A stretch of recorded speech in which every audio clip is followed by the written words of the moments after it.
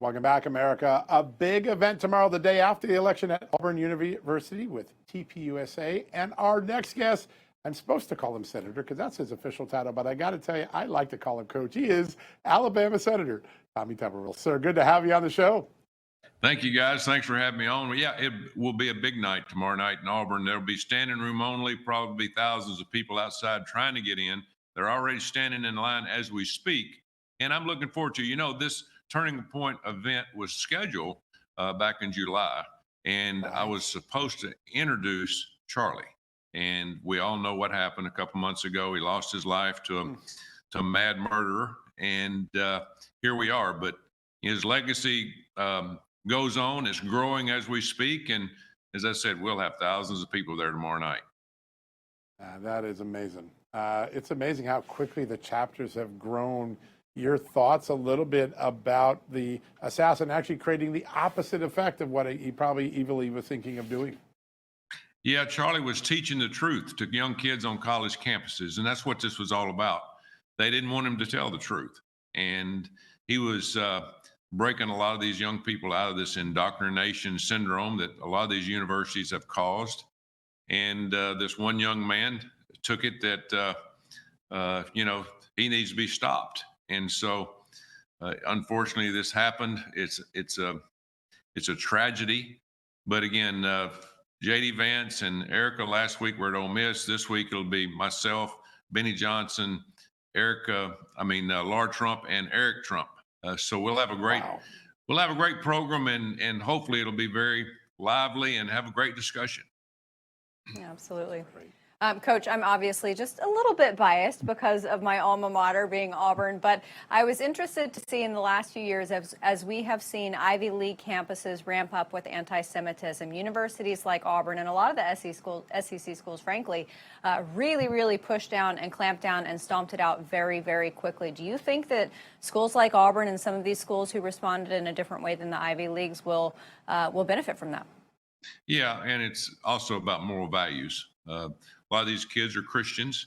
They were brought up in a two-parent home, going to church, understand the difference between right and wrong. You have a lot of these kids up in the Northeast that have never heard anything about Christianity other than just the word. They never participated. And so at the end of the day, that's the situation we're in this country. It's easy to indoctrinate people into something that they can cling their hands to. And again, that's what Charlie was doing. Charlie was going into these places and reaching out to people that had never been reached out to before. He was changing minds. He was telling the truth, and people were saying, oh my gosh, there's another side to this. Yeah. He was able to really get that discussion about truth. Just having a conversation made such a difference. I want to turn a little bit to elections. You're the leading candidate for governor next year in Alabama. People super excited about that. Tonight's elections will set the stage for what the Democratic Party's face will look like going into those elections.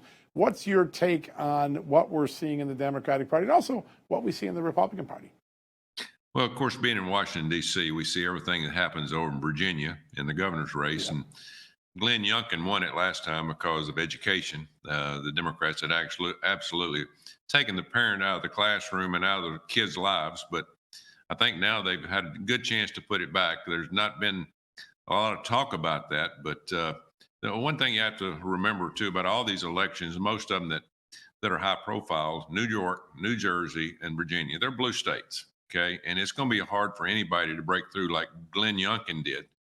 I never dreamed in my lifetime I'd see a socialist communist be elected as mayor of the biggest city in our country, maybe the #1 city in the world.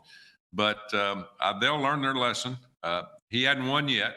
I'm keeping my fingers crossed, but that could happen. And the guy's trying to cover up. I mean, you can't put lipstick on a pig. I mean, the guy is absolutely socialist communist, and we'll find out pretty quick.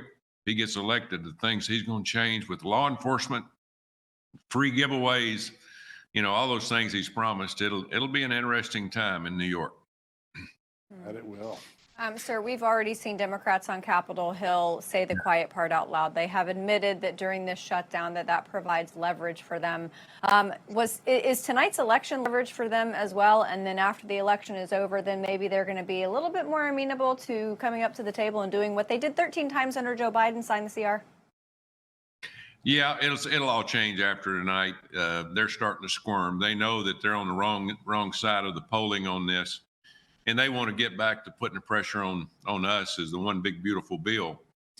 But at the end of the day, we can't afford all these things that they want to put in this bill. $1.5 trillion, American taxpayers. You know, we went over 38 trillion in debt this week. 38 trillion, and that's one of the things I'll talk about tomorrow night in the turning point opening is, you know, how far we're in debt. And it's going to be these young people that Turning Point will talk to over the years about, hey, you have to take control of this debt, and you're going to be the one that's going to be paying 60, 70, 80% of your paycheck to pay for this debt down. And so we got to come to realization that something has to change. But it's just so unfortunate they punish the American people. It's America last for the Democrats. It's America first for MAGA and the Republicans, and it's just totally different. So I want to turn quickly to the issue of accountability and the weaponization machinery that lived under James Comey and Chris Wray. We continue to learn so much about James Comey. Yesterday, these new documents clearly showing he was working to anonymously influence the media through his top aide. He had notes about the Clinton intelligence plan, the plan to hijack the election, but told Congress it didn't ring a bell with him. What do you think should be the ultimate outcome for a guy like James Comey and maybe Chris Wray as well? Yeah, you know, that President Trump won on the fact that, hey, we're going to find out what happened. We're going to put people in jail. We're going to hold them accountable. We cannot have a lawless country. Now, we talk about lawlessness on the streets. How about lawlessness in the federal government? I mean, these people, as you well know, John, you followed it, and I followed it myself. I've read a lot of stuff. I hear this and that. You know, James Comey's been a crook for a long time, and a lot of his assistants were involved in this, you know, trying to unseat a sitting president of the United States and weaponizing, you know, fake dossiers, doing all the things that they needed to do to try to get them out. Because why were they doing this? They were doing it because they were implicated. They were going to be implicated in this if President Trump got elected. And so that's what's going to happen. Christopher Wray, I'm a little bit surprised of the things now that are coming out Christopher Wray, but I think he was between a rock and a hard place because he knew what was going on with Comey, and he didn't stand up and say, listen, enough of this nonsense. And so he obviously hid some things, and hopefully he'll also pay the price.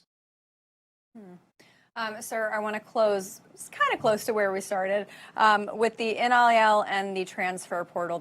We talk about so much corruption on this show, and I think about one of the few things left that was still pure, and that was NCAA sports, and now it seems like even that's getting corrupted. Do you anticipate that it will be amended in the future to try to bring it back to that camaraderie and that original pureness that existed? Something's got to happen. It's out of control. Now, there is a lot of parity out there now. You're seeing Indiana and you're seeing Vanderbilt and SMU. Yeah. Some of these schools in the past, you know, couldn't hold up, you know, in the structure of the NCAA. I don't think you'll ever take the money back, but I do think that we have to do something about the transfer portal. The last time I looked, this is supposed to be about education, not supposed to be about making money and going to playing football and not worrying about your education. So I've worked with the president.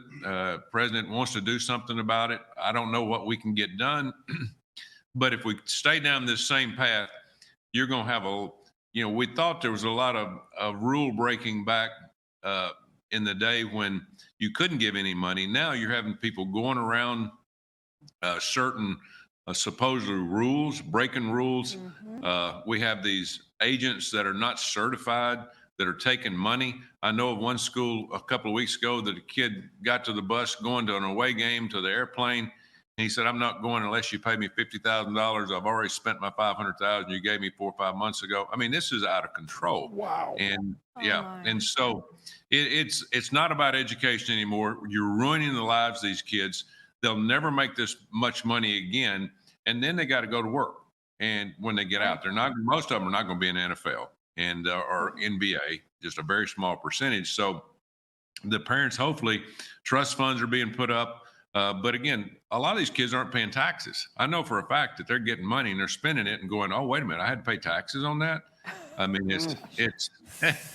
I mean, you can't make it up what's going on right now. There's no leadership from the NCAA. Somebody should be standing up going, hey, we have to stop this and give some guidance to these kids. You know, the money's out there. Okay, go ahead. The money's there. Fine. I don't mind players making money, but there has to be some structure to it. There has to be some structure to getting a degree.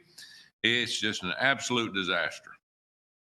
One of the things we learned about you, Coach and Senator, is that you put the man first even before winning football. You cared about those students, and that's what we got to return to college football. We got to return that to Washington much more than it is today. It's a great honor to have you on. We're all going to be tuning in to tomorrow night's TPUSA event featuring you. It's going to be a fun time. Thank you for joining us, sir. Thank you, guys. Talk to you soon. Yeah. Wow. What a great interview, guys. We're going to take a quick commercial break before we do two breaking headlines that happened during that interview. First up, a plane has crashed in Louisville, a UPS plane, big fire on the ground, some injuries. We're keeping a close eye on that at justthenews.com. And then a little while ago, Congressman Brandon Gill submitted impeachment articles, no doubt against our president, against Judge Boasberg, the judge that kept ruling against him, and now we know was involved in all of those phone subpoenas. We have that up for you also at justthenews.com. All right, quick commercial break. When we get back, we're going to get to that promised interview we're going to have with pollster Robert DeHaley right after these messages.